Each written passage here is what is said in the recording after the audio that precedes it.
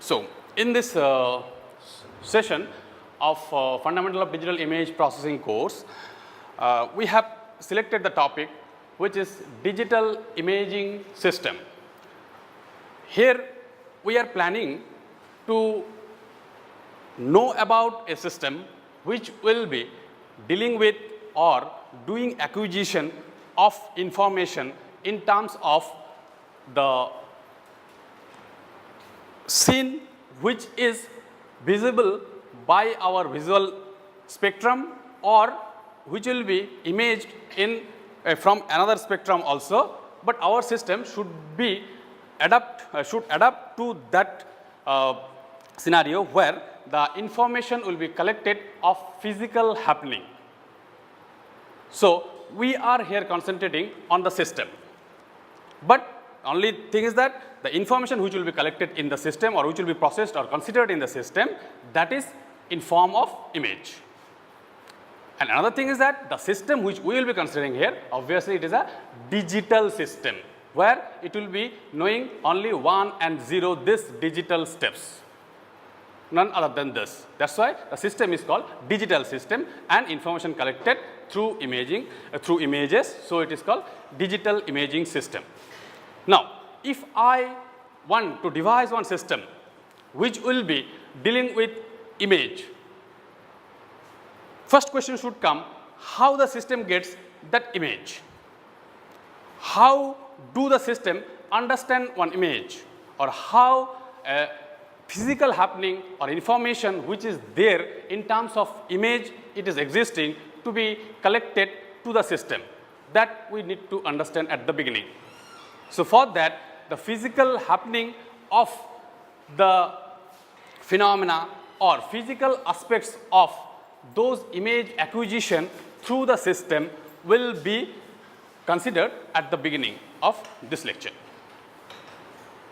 Then, since image acquisition which we are talking about in a physical system of a physical happening, but we are much more familiar, or it will be much more easier for you to realize the images which are in visual spectrum. So, I consider the second topic there where biological aspects of image acquisition will be discussed in this lecture. Then finally, we will be discussing about a complete human visual system which is a biological human visual system, then that will be devised to the actual system. So, our main aim is to going towards the physical system which we will be devising, considering the human visual system which has some advantages, disadvantages, limitations or some special properties in it, so that our system can handle those things there. So, that way the lecture will proceed.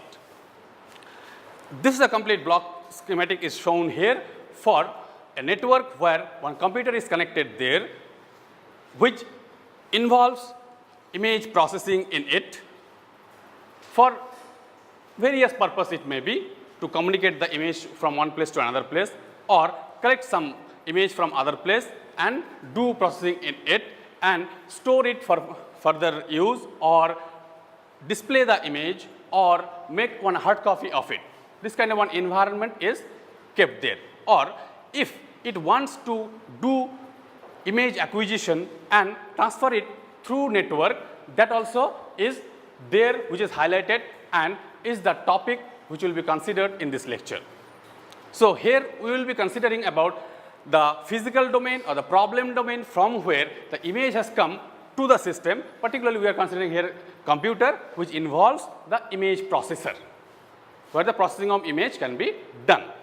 So, we will be considering on this image sensors and specialized image processing hardware which are to be devised at the front part to interface the physical happenings. So, let us proceed through this. As I told you that we are interested to know about the system properties or the properties of the images which will be considered in our system. So, for that the visual spectrum is considered here for our consideration. But we are not restricted within this spectrum which is shown here from gamma rays to the long radio waves, or even up to sound wave we can go. But here for visualization, which is comfortable for us, is a visual spectrum with which we will be proceeding our discussion. So I have highlighted the visible spectrum here, where the energy of the signal which will be illuminating the object, which will give an impression of image to the system, that is mentioned as E equals to h nu, where h is the Planck's constant and nu is the frequency of that signal, which is, or frequency of that energy signal which is illuminating the object for involved for imaging to the system. Now in terms of wavelength, if I represent it, it is just c by nu, where nu is the frequency and c is a constant, which is the velocity of electromagnetic wave in free space. So if we talk in terms of frequency or in terms of wavelength, it hardly matters to you. Now only thing is that if I am talking about higher frequencies, basically I am talking about lower wavelength. If I am going for lower frequencies, that means I am talking about higher wavelength. How does it matter, this wavelength here? Wavelength here matters because if we want to image an object which has size smaller, in that case I need a wavelength smaller to image it properly. Otherwise, I cannot guarantee that that object will be imaged to the system. Similarly, if I go for lower frequencies, in that case wavelength will be more. That is also useful because in that the wavelength is more, that means frequency is less. If frequency is less, energy is less. So with less energy, I can do the same information collection for a particular physical happening. So both way things have their advantages and disadvantages. That is not advantage or disadvantage, that is actually requirement for any practical application. So if I go for minute and minute things, I will obviously try for higher and higher frequencies, so that wavelengths will be smaller and smaller. Just like biological systems, inside the body, if small particles are to be imaged there, in that case this visible light is not at all suitable. In that case, I may have to go for X-ray. If it is not possible by X-ray, then I may have to extend the frequency up to gamma rays, which is very much used in present biomedical imaging systems there, which is existing at present. Now, in this restricting our discussion in the chromatic light there, or chromatic visible spectrum there, we will interested to discuss about these two things there, which is a chromatic light and achromatic light. Here, these both are related to the visible spectrum only, or any spectrum you can say. Visible spectrum is only for reference here. So in this, if I say about the chromatic light means, from the name itself you can guess it is related to chroma or color. So if I am talking about any color, that means I am restricting my image to specified wavelengths or to specified colors there, or a particular band of frequency there. But in images, it is not necessary that always you need to visualize the color. Without color also, you can visualize the image. What does it mean, visualize the image? How does it helpful to me? At the beginning I said, from where you should not deviate. My main purpose is to collect the information which is practically a physical happening there. If I can convey the message without any color, my purpose is served. So that way also, this achromatic lights which are there, those achromatic light or images through achromatic light is also useful in various cases. So what is that achromatic light basically? In that no color sense will be there. And typically the example if I take, that is a grayscale images, where by using a black pen and white paper you can represent one image, or you can convey your information by drawing some image there. Typically that is that achromatic kind of image representation. Now let's proceed further towards the system development or system identification there, which we are planning for. In this, say one light source is there which is illuminating an object by L amount, which is a function of a spatial coordinate x comma y, and also it is a function of wavelength, or in other way you can say it is a function of frequency. That means the illumination you are making by what color or what wavelength or what frequency, that also matters, because the object which I am planning to use there or make image of an object, does the frequency by which I am illuminating the object, does it satisfy that, or will it reflect that image, that light or that illuminating energy will be reflected to the system or not, that also matters. So frequency is important here. Now after it gets reflected from the object, it is coming to the sensor which is sensing. Typically our eyes are those sensors. Or in a camera, if you consider, the camera also has the sensor which will be sensing that intensity of light, which is a function of spatial coordinate x comma y, and obviously of frequency or wavelength. So mathematically, if I want to represent that how much energy or how much intensity of light the sensor could acquire, that can be represented in this fashion, which is given there: I x comma y comma lambda is equal to sigma x comma y comma lambda into L lambda. That means the intensity which has come there with a specified frequency there for this particular coordinate, that depends on not only the illumination, how much is made to illuminate the object, but also how much the reflection made from it. If I consider that as unity, this L as unity, then fraction of that will be received by the sensor. So this sigma is basically a fractional one, range of which is from 0 to 1. If it is 0, then nothing is coming to the sensor, and if it is 1, then whatever illumination was made to illuminate the object there, all the energy has come to the sensor. That way the sigma is also called reflection coefficient, which has typically fractional value and limit from 0 to 1. So mathematically, if I represent the intensity or the energy what is acquired in the sensor, now after acquiring that sensor signal, if I transduce it into electrical domain, that goes to our electronic systems. But yes. Sir, opaque object cannot transmit light, but it can reflect light. Then why is reflecting coefficient 0 for opaque object? Opaque object cannot? It cannot transmit light, but it can reflect light. We are talking about the objects which are not reflecting any object there, any light there, which we are illuminating that one. But if it is self-illuminating, we are not talking about that model here.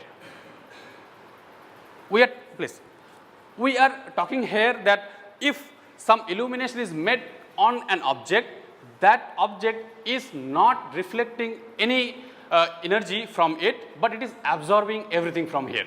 Just like, for example, if I am talking about an wavelength of 10 nanometer, but you are illuminating by the light by other than 10 nanometer wavelength, in that case it will absorb all the frequencies there and nothing will be transmitted through it. But if it is self-illuminating with that energy of that wavelength, that will be always illuminating from, will be radiated from that object. But we are not considering that in this particular case. We are not talking about the self-illuminating object in this typical example.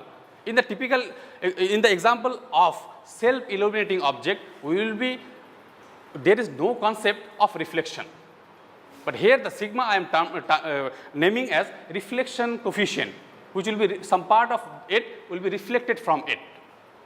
But radiating objects, it is little bit different. Okay?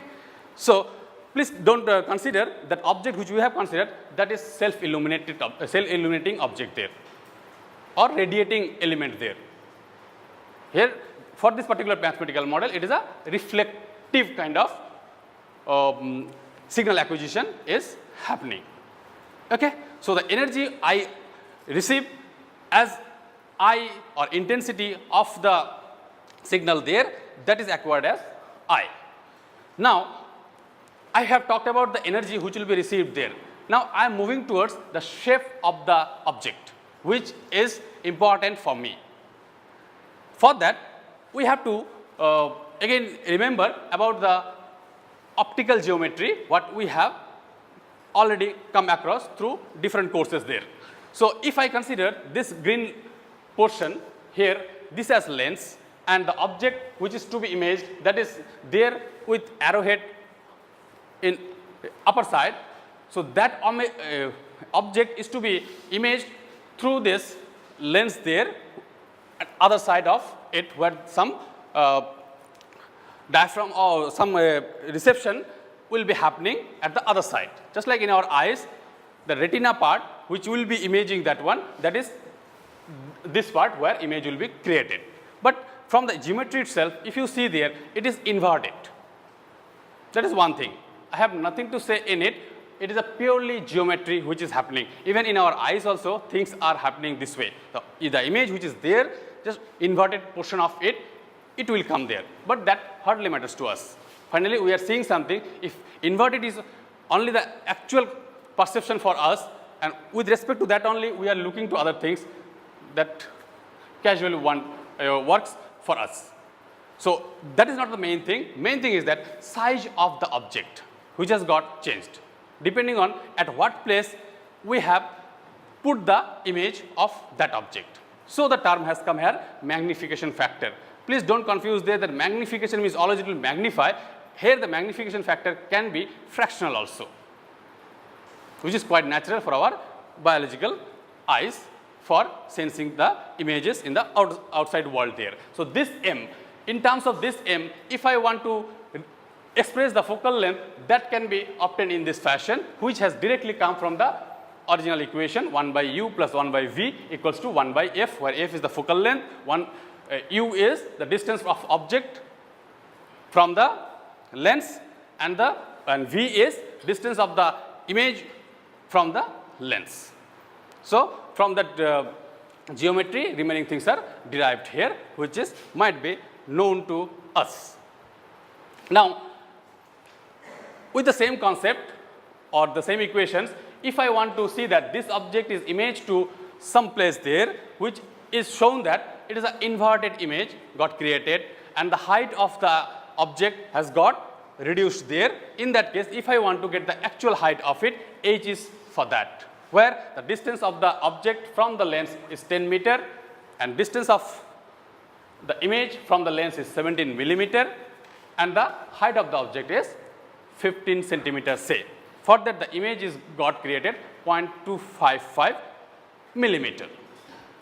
So, that way image gets created in our physical eyes, but if I discuss about the color of the image which is imaged to the retina of a biological eye, in that this retina portion is the main part, where at the central portion of it the image will be created in our eyes there, where two kind of cells are involved to give the sense of seeing an image.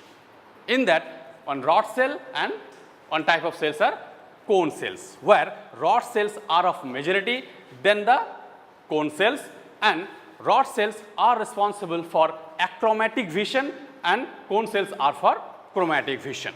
So, cone cells are basically responsible for colors, but rod cells doesn't do that work, but it has another kind of vision there, which is called scotopic vision, where no color sense is there, but still visibility is there. And other way, the vision which is made by cone cells, that is called photopic vision, where color sense will be there. But one thing is noticeable here, that the majority of the cells are rod cells. So, I can conclude that we are much more comfortable with those achromatic vision or scotopic vision than the photopic vision there. Okay. So, with this idea, if I would like to explore the visual limitation or visibility by our eyes, which has different kind of limitations there due to the presence of the cells which are involved for giving the sense of image there. Let us see which way those are involved. Why it is important for us to know? Because we are again planning to go for the system devising where these things should be taken into consideration. So, now we are very close to human visual system, where main visualization will be done by the eyes only, and in that if some parameters are there in it to discuss explore the ideas on those, these are the few topics which we should not avoid.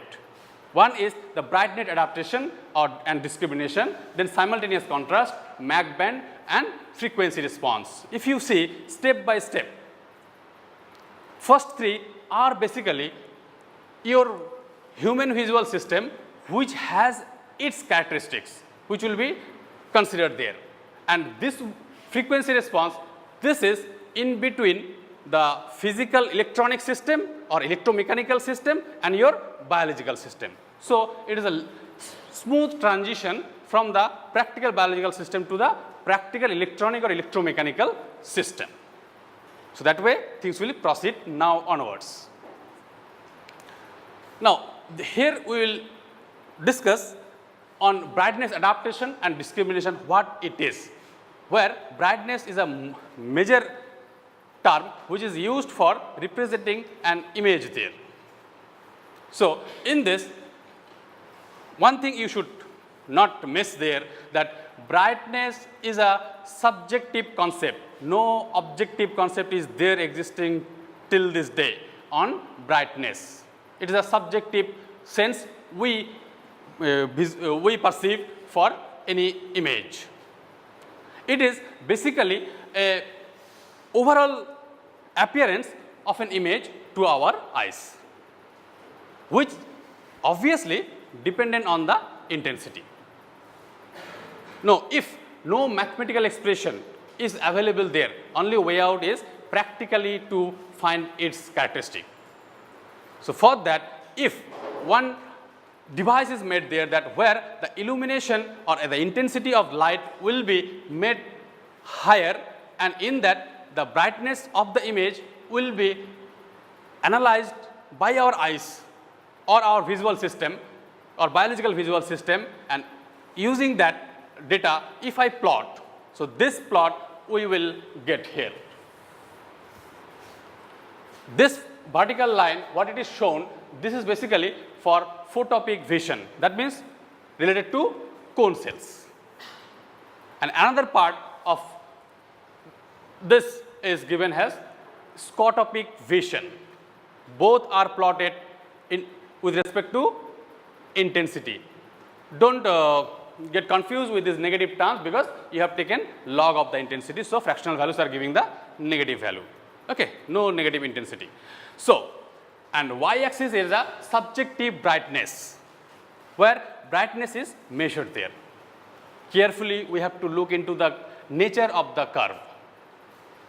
It is said here, or it is speaking, the curve is speaking that if you change the intensity, then brightness adaptation or brightness of the image will be changing.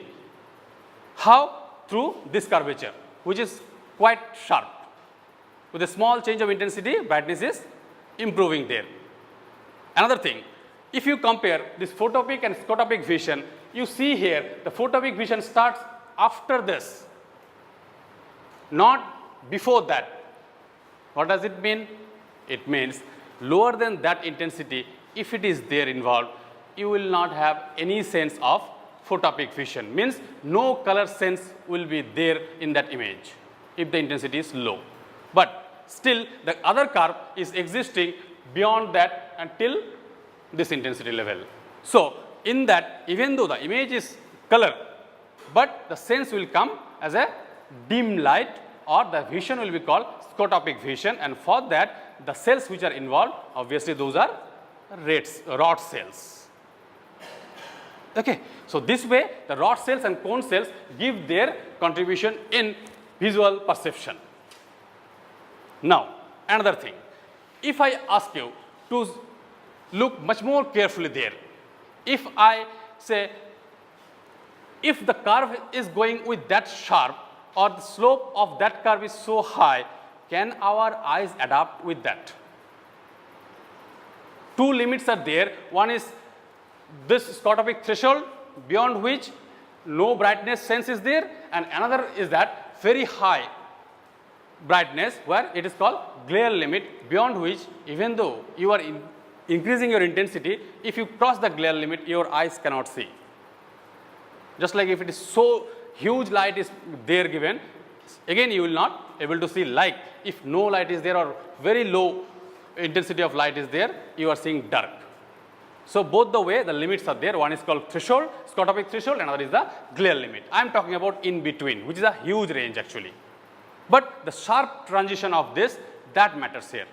The question comes here, can we, if one image is presented to you with this intensity and suddenly the intensity is changed to this and you are going to the other point of that curve, practically speaking, our eyes cannot do that. Then how this curve is obtained? Basically, this curve is obtained with a gradual change of intensity, giving an sufficient time to adapt your eyes to perceive that brightness. Why it is given here? Because here we are interested to find the limit of your eyes or human eyes to perceive an brightness with the intensity. That was the purpose of finding that curvature. But practically if you go, you will see there, this curvature if you see here, that is quite natural. That if simultaneously the intensity is changed like this with that particular slope, which is much lesser than the other curve, which is going almost vertical here. If you consider this one, that way you are much more comfortable. It is better understandable if you consider two bars are there of two different intensity. Now, if you are simultaneously looking into it, can your eyes adapt to those? It is not possible if the intensity difference is too high, because you are simultaneously trying to see that. But if one by one it would come to you with sufficient time, you could adapt with it and you could perceive the actual brightness of that. Okay. So, that examples we will take there after we go for this few discussions there. This general brightness adaptation, this is about adaptation with the brightness in generalized manner. The example if I give, like in a dim light, some object was kept there, but you were there for long time in higher intensity environment, higher intensity light environment. Now suddenly you are allowed to come to that place where the light is not that intense, like you were there in the place where it was kept. So, if you come immediately there and immediately try to perceive the image, you will see that nothing is there so bright which can be visualized by my eyes. But if you give some time, sufficient time if you give, slowly you will see that you could adapt, or your eyes could adapt to visualize that object which was not possible earlier. So, this is called a generalized adaptation. Next, come to the other point, local brightness adaptation. This is basically when our eyes look to any object. Please note it, if you look to one particular object there, basically your eyes are scanning objects one by one, not at a time. If it is so, that means you are moving from one place to another place. The time you are moving from one place to another place, I think it is very fast, because your eyes can scan an image very fast there. But if the intensity variation is there so much that your eyes could scan those, but it could not adapt to that particular intensity which is there for individual places there. What happens to that? In that case, some inertia will be there. Please think about our moment of inertia and other things. If you are moving, you will not able to stop immediately. You will take some time to stop, like that only. So some inertia will be there of the previous vision. So the intensity which was there existing, now the effect of that will go to the another object which you are visualizing after that, or you are scanning immediately after the other. So that kind of localized brightness which are involved to limit your visualization for adapting the brightness, that is called local brightness adaptation, or the power of your adaptation capability, or a human visual system's capability of brightness adaptation. Last is the lateral brightness adaptation. This is basically, if you take one example which we will be seeing here also, that brightness of an image is not dependent on the image which you have sketched there or you are seeing there. That depends on that particular intensity by which that particular section is illuminated. That depends on background also. If background is changed there, then the same thing can be visualized in different manner. So that laterally things should come in such a way that overall brightness of any object should come to you. Which way? Without taking that example, I cannot discuss much in this stage. Within a few minutes, we will be going to that example. We will see that. But before moving to that, let me define one term there, since I was repeatedly talking about subjective measurement of brightness. We want to give some mathematical expression for subjective for brightness. So for that, one try is like that to define a quantity called Weber ratio, which is the ratio between intensity variation with a specific reference intensity I. If I want to give an example, consider that this is a sheet where on illumination, average illumination I is met. In that, one small section is chosen there where we will like to vary the intensity from I, means I plus delta I. May we increase, may we decrease, that does not matter, but we want to change that intensity. Now that intensity, if we want to change at that place, then I can say there that small variation, if it is happening there, I can test the visual biological eyes there, that can it perceive that small change.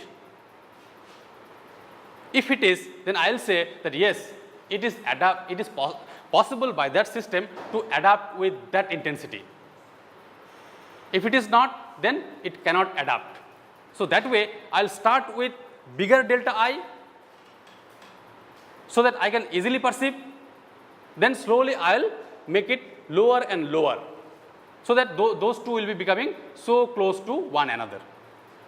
Now let us find one limit there of delta IC, which is made there and it is tested for several times for a single biological eye, a single set of or pair of biological eyes of a person. Now we will allow that person to carefully look into that circle part, whether that person is able to adapt with that variation. If 50% of time it is possible to perceive that delta IC by that eye, will be called Weber ratio. So from here, if the Weber ratio is higher and higher, I will say the system sensitivity is lower and lower. Because if it is higher, in that case the system which is perceiving or adapting, that needs a bigger difference of intensity so that it can perceive that. That way the Weber ratio is helpful for us to adapt with the or to define the adaptation capability of a system with intensity variation. Now, people have experimented and found the relationship of intensity with the Weber ratio. They could find this relationship where some small discontinuity you are finding there, that is at limit of 0 actually. That is because of 0 where people could not reach to the actual 0. So, you can consider an average curve of this kind where with the intensity the Weber ratio generally varies. So, if the curve is represented this way, you can conclude from the graph that our for a single biological pair of biological eye or single person, the Weber ratio depends on intensity also. If the intensity is less, in that case Weber ratio is higher. What does it mean? If the intensity is less, in that case you need the difference to be made more, delta IC should be more so that you can adapt with that. But if the intensity is higher, in that case it is chances there that Weber ratio will be lesser and you will be able to discriminate better or the system will be adapted better. Now, let us take few example on your visual system which is having so many illumination in it. But you are saying that may not be complete true. I will not say it is wrong, but I will say complete true. But things are there, informations are there. If you carefully handle by your system, you can make out the things.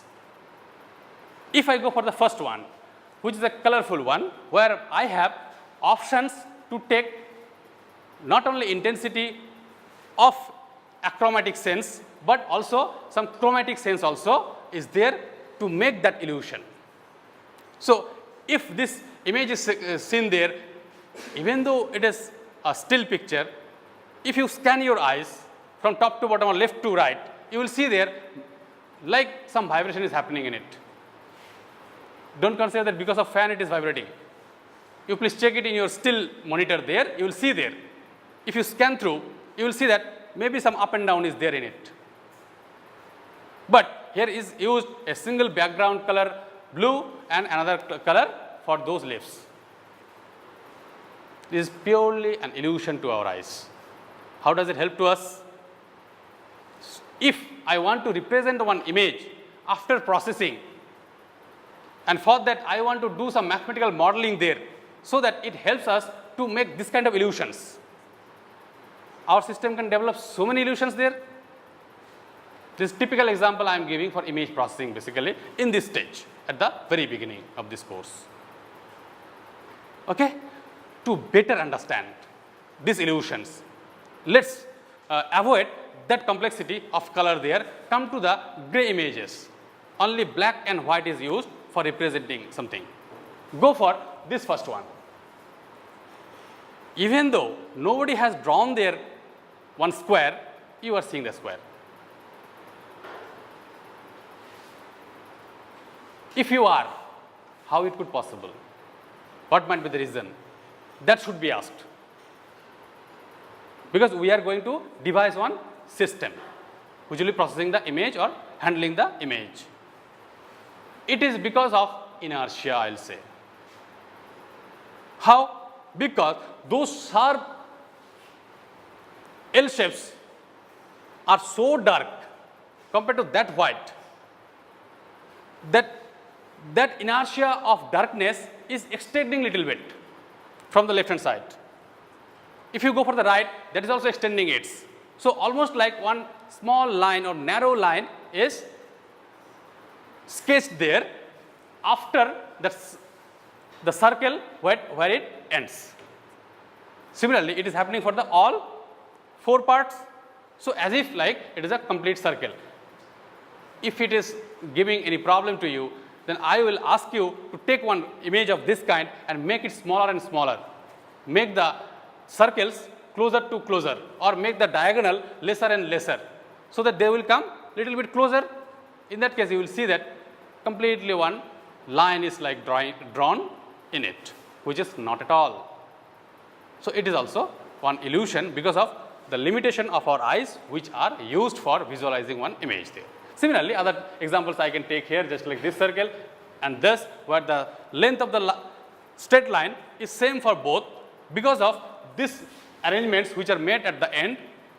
One is looking longer than the other, and in this, even though all the lines are parallel to one another, but still it is looking like they are not parallel. Okay? So, these are purely illusion. That's why I said at the very beginning that what you are seeing by your eyes, that may not be correct always. Okay? So, we have to consider those limitations of our eyes, so that we can take those as an advantage to relax the assumptions in our system, which is our aim to devise, which is a engineering approach or purely engineering. Okay? So, let us move to another one, where this example will give you one impression to you that how background is involved there to give contrast of an image or to perceive the brightness of an image. If you come from left hand side, you will see that variation of the brightness is not that much, or the contrast of the image is not coming that clear like the other. In this, basically from left to right, only background is changed. Foreground, the picture of the person is not at all changed, only the background is changed. Because of that, only this many improvement could happen here. So, if you know that in your system, no need to go here and there, only change the background, things are done if it is sufficient for you, or not. If it is not, then you go for further processing, which is there in your hand. To get the better example, you can come for this, which is a color one. Here you can see there how the center part and its visibility is changing because of the background which is taken there. Now, if you consider the color there, you can consider the frequency of them and the energy content in it, and find the difference of energy between them, and finally the energy in terms of intensity. You will see there why the contrast is coming because of two different combination of colors there more than the other. But in this stage, I am not going for that. I am just only saying, concluding here that by changing the background, I can change the brightness of any image object. Okay? So, let us move to another example quickly. It is a Mach band, which is generally, if you have seen in televisions, it is to come at the very beginning, where no color sense is there. It is purely achromatic or gray, and the intensity or the number of dots which are kept there as a black spot on the white paper, it is less here and highest at the other side. Now, please see here the black line which is shown here in this graph, that is actually the number of dots or the level of darkness which is kept for different sections. Those are like that. What does it mean? It means the intensity of or the density of the dots in this band is constant throughout. No up and down. Immediately after that, for this section, it is above. So, sudden change is there between those two bands.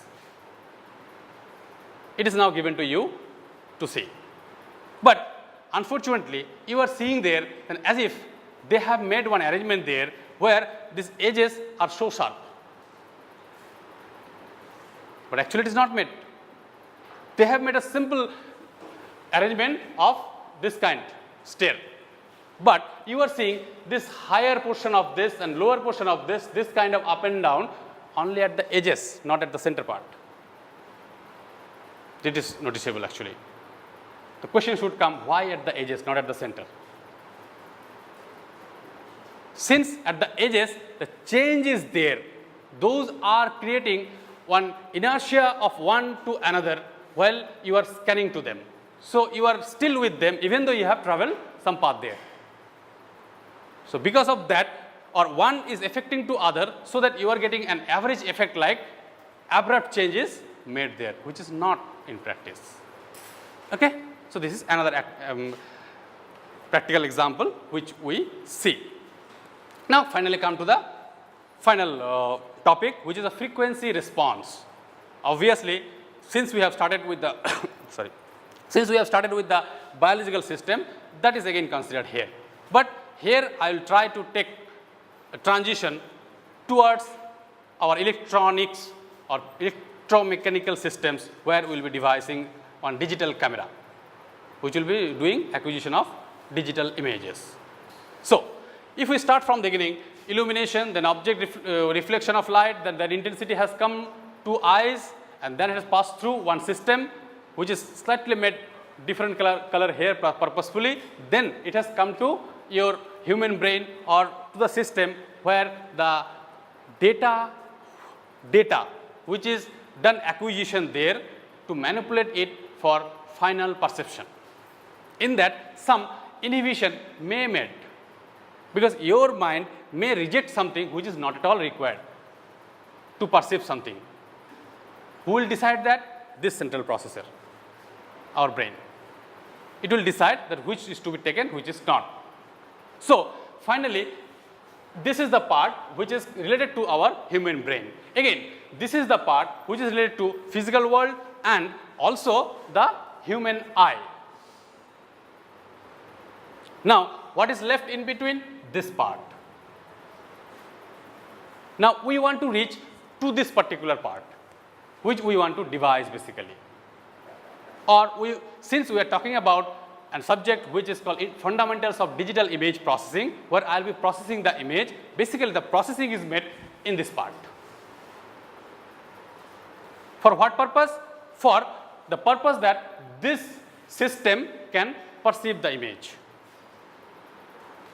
For what purpose? For the purpose that the data which is done acquisition by some sensor there, processing that, I will make the thing available in such a way that my system can perceive that. Either it can be our visual system like screen or printout or data transmission to another place.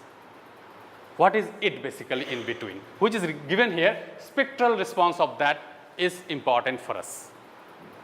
One black box is there. That is basically image processor also you can say, or a black box where image processing is involved. Now, if I want to interpret it, I have to come from the very beginning. If some illumination was there in a particular spectrum, which is a function of wavelength or frequency also, it is a function of frequency. Now, that frequency band has, in terms of intensity, it has come to the eyes, then it has launched to the system there. Now, the question comes, if I only allow this energy to pass through that black box, will it pass through or not? Very important point. I am allowing a band of frequency, means energy of a signal, which is a band of frequencies inside it, that is passed through that system. Will it pass through or not? Will the system allow it to pass through or not? That is the question. That is called frequency response of that system. Why it is so important for me? Because my system has also limitation that those frequency signals, if it is coming to the system, can it respond to that? Frequency means you are saying about variation, up and down. No need to think about electrical signal, that frequency is so high, nothing. You just think about, if I am saying about frequency of something, means repetition of something is happening there, or some change is happening there, some up and down is happening with a particular rate. Now, if that rate of change is there, my system can adapt with that or can respond to that with that frequency or not, that is the question. So, this system is like that. But if you can say that you are talking about the practical physical system or electronic systems, where we know that one filter will be there, either low pass filter, high pass filter or band pass filter. In that, some frequency will be passed which is lower than that cut off frequency. I will call that as a low pass filter, or if it is higher than a particular frequency, a high pass filter, or a band of frequency it will pass and it will reject the lower frequencies and higher frequencies that you are talking about. But I am interested about the biological eyes also, or biological system also. Our eyes are also not that much sensible to very high frequencies and also to very low frequencies.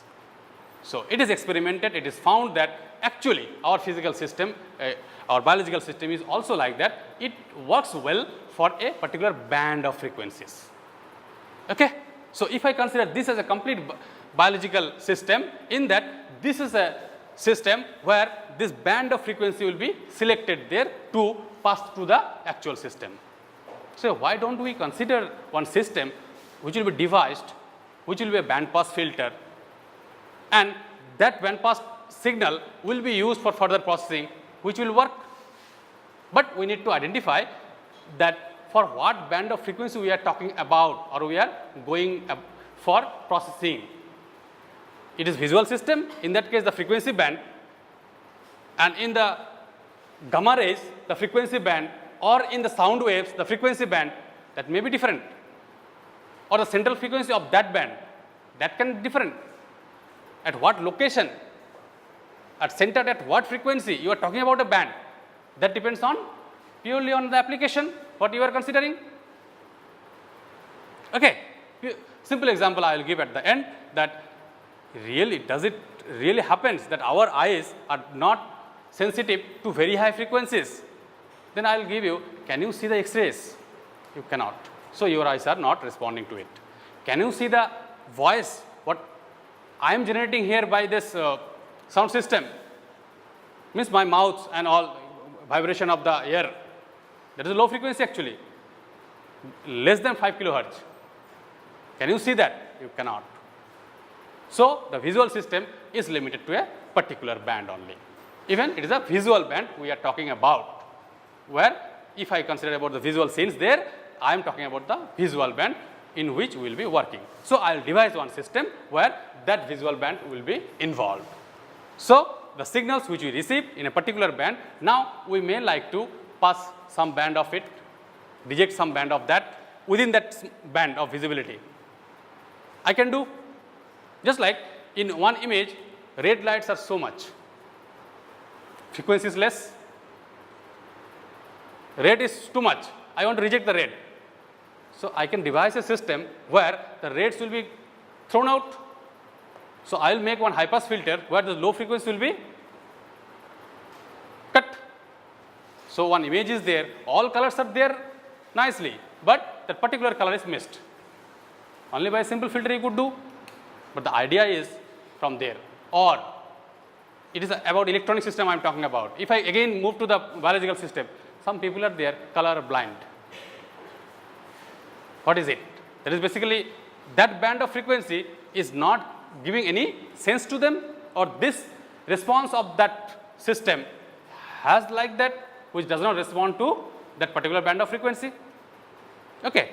So, please think the image processing in this way. It is nothing absurd, it is very much receivable to us. After this, we may move for another discussion on real image processing there. Okay? Thank you for today.